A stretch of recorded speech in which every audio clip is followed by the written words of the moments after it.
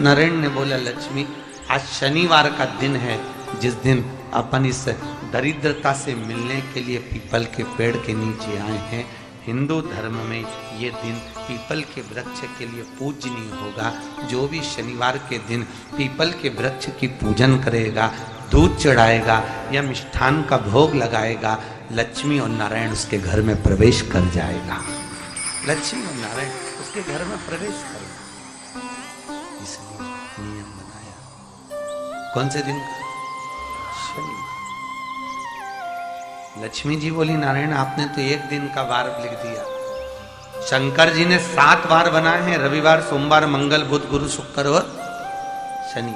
ये शिव जी ने बनाया। अब एक दिन आपने अपना बना लिया, बाकी के दिन अगर कोई इस पीपल के वृक्ष के नीचे आएगा और यहाँ तो दरिद्रता बैठी है, तो उसका क्या होगा? भगवान नारायण बोले, सुन दरिद्रता, तेरे से एक विनती है, अगर कोई भी मनुष्य इस पीपल के पेड़ के नीचे अगर 7 दिन में आता है और उसके हाथ में अगर कोई सामग्री होती है तो तू उसके घर में प्रवेश नहीं करेगी। नियम है पीपल के वृक्ष का, या तो पानी का लोटा लेकर जाओ, कुंकू का चोपड़ा लेकर जाओ, शक्कर लेकर जाओ, या पेड़ के नीचे चींटी को डालने के लिए आटा ले जाओ, पर खाली हाथ पीपल के वृक्ष के नीचे कभी मत दो, कभी नहीं। खाली हाथ जाओगे तो दरिद्रता तुम्हारे घर में प्रवेश करेगी। दरिद्रता उठकर खड़ी होकर बोली, नारायण तुमने अपनी मनमानी करी है, एक दिन मुझे भी मेरा चाहिए। भगवान ने कहा, बोल कौन सा दिन चाहिए? दरिद्रता कहती है, रविवार के दिन इस पीपल के वृक्ष के नीचे मैं दिन भर नृत्य करूं, इसमें रहूं, और जो यहाँ आए रविवार को मैं उसके घर में प्रवेश करूं। भगवान ने कहा, ठीक है। दरिद्रता, रविवार का दिन एक ऐसा दिन रहेगा जिस दिन तू इस पीपल के वृक्ष के नीचे नृत्य करेगी, और जो आएगा इस पीपल के वृक्ष के नीचे तो उसके साथ प्रवेश करेगी। मैंने तुझे वर दिया। इसलिए हमारे यहाँ केवल पीपल का वृक्ष अगर दीवार में भी लग जाता है ना, किसी की फैक्ट्री की दीवार में, किसी के घर की दीवार में पीपल का वृक्ष अगर लग जाता है, पीपल का पौधा लग जाता है, उसको कितना भी तोड़ लो वो वापस लग जाएगा। फिर तोड़ोगे फिर लग जाएगा। अगर पीपल के पौधे को तोड़ना है तो केवल रविवार का दिन एक नींबू, एक मिर्ची और बमूल का कांटा, ये 3 चीजें रखने के बाद में आधे घंटे बाद रविवार के दिन पीपल के पेड़ को उखाड़ कर फेंक दो। दूसरी बार कभी पीपल दीवार में लगता ही नहीं, कभी नहीं लग सकता। केवल एक रविवार का, केवल एक संडे, इतवार। घर में दीवारों पर अगर पीपल लग भी गया है, इसलिए पीपल के वृक्ष को उखाड़ने का, अगर घर में पीपल लगा हुआ है या पीपल का पौधा हमारे घर में लग गया, उसको उतारना, निकालना, लगाना, तो पीपल के वृक्ष को अगर निकाला जाता है तो रविवार के दिन, और अगर पीपल के वृक्ष को कहीं लगाया जाता है तो सोमवार के दिन या मंगलवार के दिन, बुधवार के दिन, इन दिनों में लगा सकते। पीपल के वृक्ष कहीं लगाना।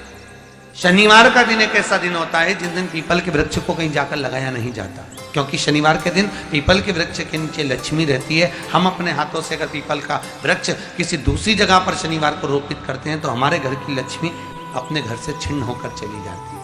इसलिए शनिवार के दिन पीपल लगाया नहीं जाता, किसी के घर जाकर उसको वापस पलटा नहीं जाता। लग गया, लग गया। प्रभु मेरी धर्म पत्नी को कहाँ रखूं आप बताओ? वो तो जहां यज्ञ होता है, अनुष्ठान होता है, दान होता है, पुण्य होता है, सत्कर्म होता है, वहां जाने को तैयार नहीं। अब करूं क्या? भगवान ने बोला, एक काम करो।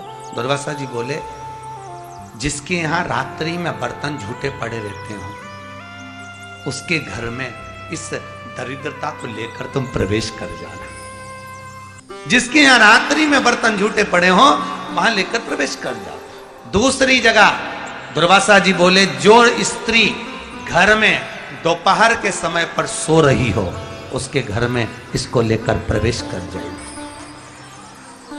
जो स्त्री दोपहर के समय में घर पर सो रही हो, इस दरिद्रता को लेकर प्रवेश कर जाइए। तीसरा, जिसके यहां पर दरवाजे पर कांटे वाले पौधे लगे हों उस घर में इस दरिद्रता को लेकर प्रवेश कर जाइए। दरिद्रता, कितनी सुंदर बात कही है। दाता और विधाता, कौन कौन? दाता और विधाता। लक्ष्मी और दरिद्रता के सगे भाई हैं। कौन कौन? दाता और विधाता। दाता को फिटकरी प्रिय है, विधाता को नमक प्रिय।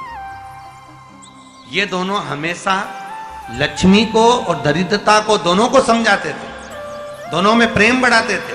आज भी हिंदू धर्म की रीति है, यहां तो ठीक है, जिसके यहां पर भी अगर थोड़ी सी भी परेशानी होती है, थोड़ा सा क्लेश होता है, अशांति होती है, लक्ष्मी नहीं टिक रही हो, काम नहीं बन रहे हो, बहुत प्रयास करा जा रहा हो और हमारा कार्य नहीं होता, तो क्या करते हैं? फिटकरी और नमक को पानी में डाल देते हैं और घर में पोछा लगा देते हैं। आप लोगों ने आजकल फेसबुक पे भी पढ़ा होगा, व्हाट्सएप पे भी पढ़ा होगा। तो क्यों लिखा उसमें? उसका कारण ही केवल ये है कि दाता और विधाता की प्रियता उसमें।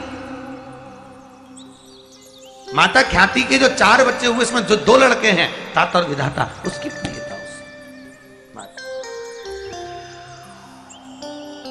उसकी पूर्णता। अब दुर्वासा जी बोले अपनी धर्म पत्नी को वहां लेकर, जहां कांटेदार पौधे लगे हों वहां पर लेकर प्रवेश कर जाएंगे। कांटेदार पौधों में उस दरिद्रता का निवास है। कितना विचित्र कथा यहां वर्णन करी है। श्रीमद् भागवत के अंतर्गत जो वर्णन किया कि मृत्यु परीक्षा देने के लिए गया है, आज मेरे बेटे को इस परीक्षा में पास होना चाहिए, आज मेरा पति गया है, उसकी नौकरी लगना चाहिए। श्री शिवाय नमस्तुभ्यं भक्तों, जय शिव शंकर। हम सभी के मन में किसी कार्य को लेकर, किसी इच्छा को लेकर कोई ना कोई ऐसी कामना, कोई ना कोई ऐसी मनोकामना जरूर होती है जिसे हम चाहते हैं कि हमारा कार्य हर हाल में पूरा हो जाए, जो हमारा मनोकामना है वो हर हाल में पूरा हो जाए। कोई ऐसे बहुत जरूरी काम को लेकर भी ऐसी अभिलाषा होती है, तो उन तमाम तरह की इच्छाओं को, तमाम तरह की मनोकामनाओं की पूर्ति के लिए आज के इस वीडियो में पंडित प्रदीप मिश्रा ने बेहद ही कारगर उपाय बताया है, जिसको यदि हम करेंगे तो निश्चित ही हमारी जो भी मनोकामना है, जो भी इच्छा है वो पूरी हो जाएगी। वैसे तो हम लोग शिवलिंग पर बहुत सारी चीज़ें चढ़ाते हैं, लेकिन आज की इस वीडियो के माध्यम से पंडित प्रदीप मिश्रा स्वयं जिन चीज़ों के बारे में आपको बता रहे हैं, जो उपाय आपको बता रहे हैं, यदि आप उसको करेंगे, उनके द्वारा बताए गए चीज़ों को यदि चढ़ाएंगे तो निश्चित ही आपका हर काम सफल होगा, चाहे वो काम कितना भी जरूरी क्यों ना हो, कोई भी मनोकामना कितने भी लंबे समय से अधूरी क्यों ना हो, वो हर चीज़ पूरी होगी जब आप इस वीडियो में बताए गए उपाय को, पंडित प्रदीप जी मिश्रा द्वारा बताए गए उपाय को करेंगे। तो चलिए बिना देरी किए हुए आज की इस कथा को हम शुरू करते हैं और इस उपाय को सुनते हैं गुरुदेव के ही मुख से। मानव के जीवन में दुख क्या होता है? माहिल्या का चरित्र कभी स्मरण कर देखिए। जब जब जीवन में दुख आया, 8 वर्ष की आयु में शादी हो गई, 21 वर्ष की आयु में विधवा हो गई और थोड़ा ही समय निकला था, बेटे को राज सत्ता पर बिठाया, मालूम पड़े बेटा भी शांत हो गया, अकेली रही। एक बार माता अहिल्या से पूछा गया, पिता ने पूछा पत्र लिखकर, बेटी अहिल्या तुझे अगर चिंता हो इस मालवा के क्षेत्र में जाने पर, तुझे अगर टेंशन हो इस मालवा की भूमि पर, तेरा पुत्र चले गया, तेरा पति चले गया, तेरा ससुर चले गया, तू अकेली बची है अहिल्या, अगर तुझे चिंता हो तो तेरा पिता बैठा है। तब माता अहिल्या ने पत्र लिखकर भेजा, मेरे पिता का भी पिता मेरा महादेव मेरे साथ बैठा है, तुम क्यों चिंता करते हो, मेरा देव महादेव मेरे साथ है। जब माता अहिल्या को इतना भाव था कि मेरा महादेव मेरे साथ है, तो इंदौर वालों चिंता करने की जरूरत नहीं, तुम्हें रत्ती भर की भी क्या, किसको रोइए, चादर तान के सोइए, आग लगे बस्ती में और तुम रहो मस्ती में, अपने को टेंशन वेंशन नहीं करना। 7 दिन की कथा है, घर वालों को कह देना, देख रहे भैया मैं तो चली वृंदावन राणा, मेरे तो भाग जगे, राणा जी तेरे मेलों में आग लगे, हमें कोई फालतू टेंशन देना मती। 7 दिन की कथा है। कोई कह रहा था गुरुजी अब इस बीच में शादी ब्याह भी बहुत सारे हैं, तो हमने कहा मना नहीं है, शादी ब्याह बहुत सारे हैं, हमें भी ये देखना है कि तुम्हारी रिश्तेदारी उनसे है कि इनसे है, हमें तो ये देखना।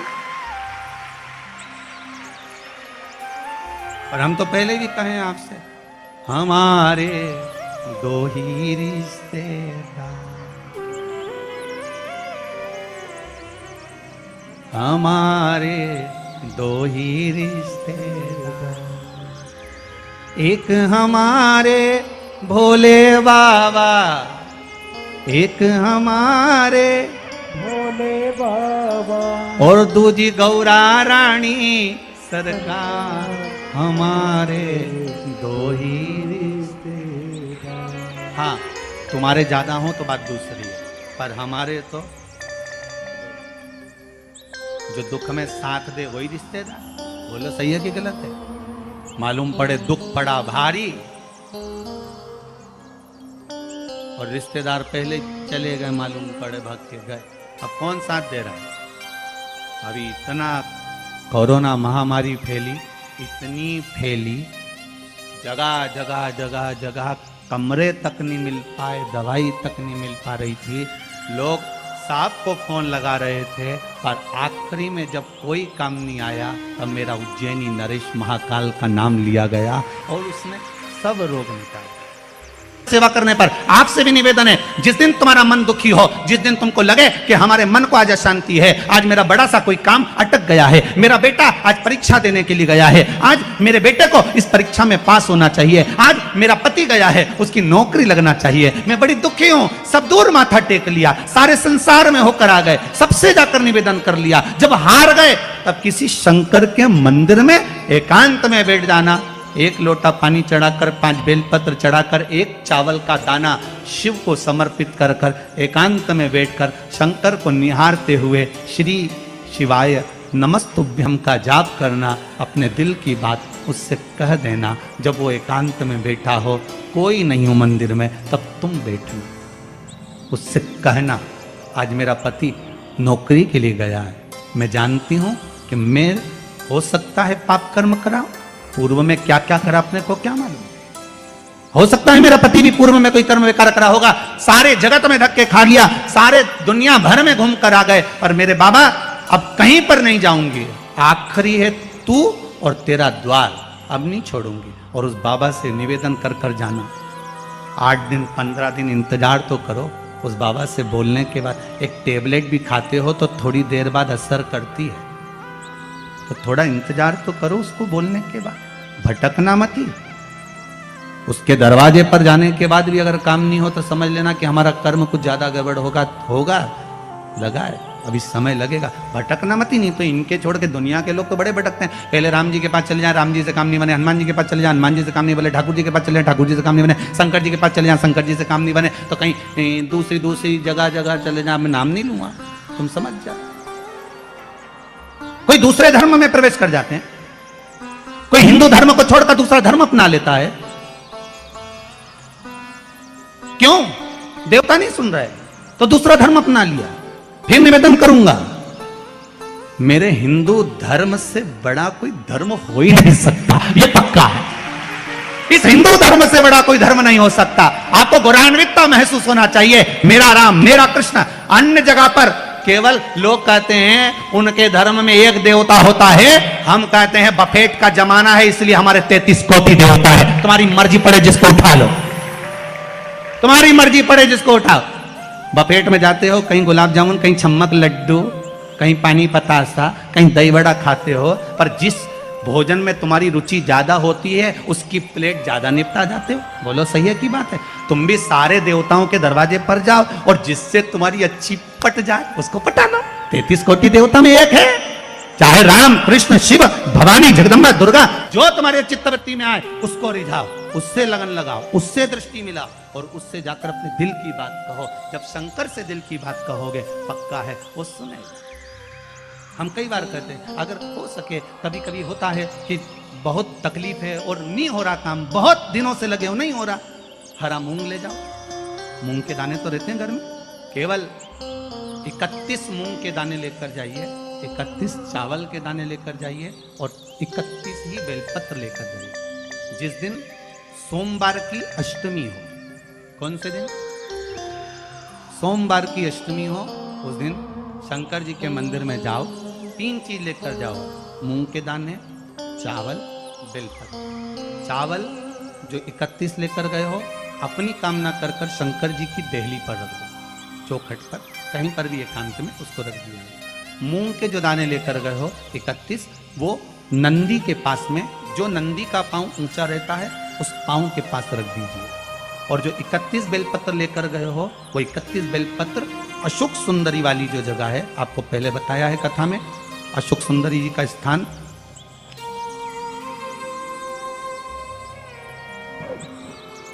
ये शिवलिंग, ये जलाधारी जहां से पानी बहता है उसके बीच में एक मोटी सी लाइन होती है, जो शंकर भगवान की छोटी लड़की अशोक सुंदरी का स्थान है।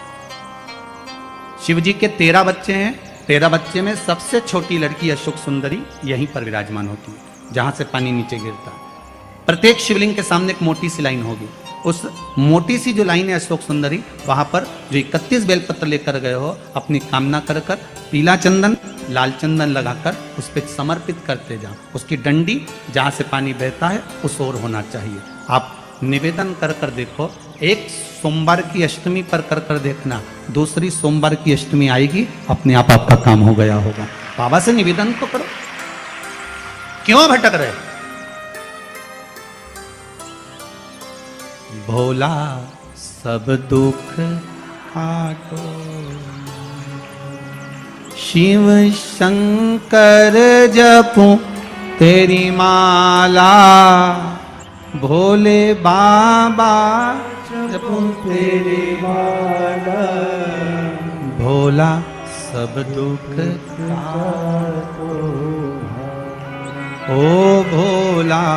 झाड़ू लगा रही हैं अहिल्या बाई, साधारण सा भाव है, केवल एक झाड़ू। कई लोग कहते हैं महाराज जी आप कहते हो मंदिर में जाकर झाड़ू लगाओ पोछा लगाओ, तो जो हमने मंदिर में रख रखा है स्वीपर आदि आदि जो भी सेवा करने वाला है, काम करने वाला है, वर्कर है, वो कर रहा है, तो हम क्यों करें? अरे भाई एक बात